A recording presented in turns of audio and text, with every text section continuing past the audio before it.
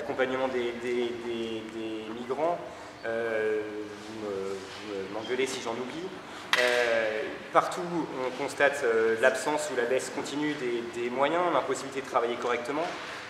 Dans tous les secteurs, on voit arriver parfois à l'horizon, encore un peu lointain, parfois ils sont déjà là, les fonds à impact sociaux, la place grandissante des fondations dans tous les secteurs aussi.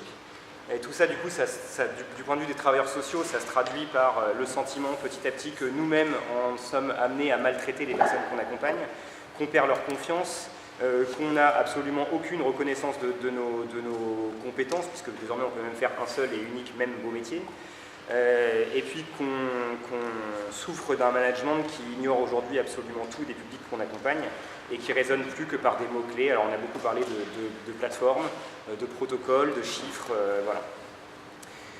Et puis pour les personnes accompagnées, on a beaucoup parlé du fait qu'on crée dans certains secteurs des bombes à retardement avec Hélène, je crois, en CHRS. Voilà, on a parlé de leurs souffrances multiples, des gens qu'on déplace au gré des logiques budgétaires. Et tout ça, en fait, j'ai juste envie d'appeler ça la négation par les financeurs de l'humanité des plus fragiles, la négation de leur unicité et la culpabilisation de leurs échecs dont ils seraient responsables.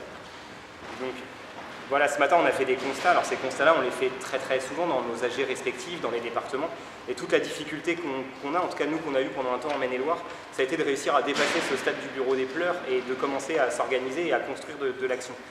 Et donc les 2 heures qui viennent là vont être dédiées à ça, au passage du Yaka Faucon à une vraie construction d'action et de ce qu'on revendique.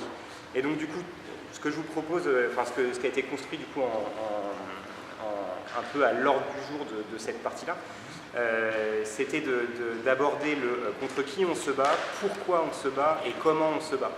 Donc contre qui est-ce qu'on se bat? Contre une politique, contre des fondations, contre des financeurs, contre un système libéral, et des choses auxquelles là je ne pense pas immédiatement.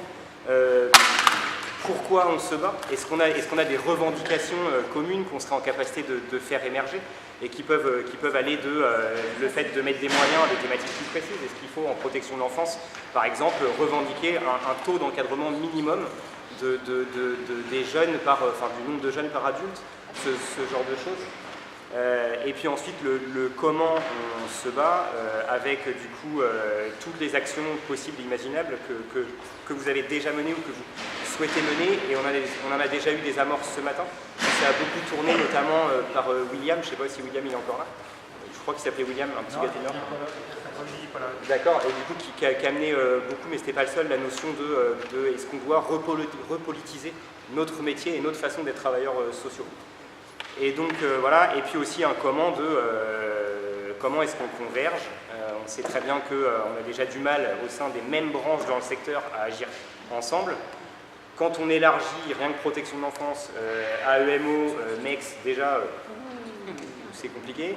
Si on élargit encore plus vaste avec les pédopsies, les CMP, etc., c'est encore plus compliqué. Le handicap, je vous en parle pas. Et la convergence des luttes en général, là, voilà, c'est encore un autre degré. Et donc, du coup, qu'on puisse aussi mener une réflexion autour de ça. Cette convergence, comment est-ce qu'on peut la créer, comment est-ce qu'on peut l'outiller, s'en servir. Et comment est-ce qu'on peut réussir à enfin participer à allumer cette putain de petite étincelle qui fait que partout, on va commencer à réussir à bouger en même temps. Voilà, et donc du coup, ce matin, moi franchement, j'ai adoré parce qu'il y avait énormément d'écoute.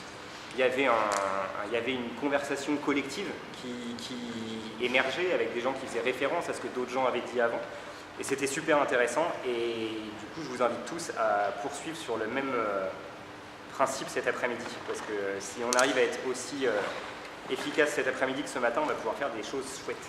Et donc du coup, Nico va se charger d'introduire cet après-midi d'échange.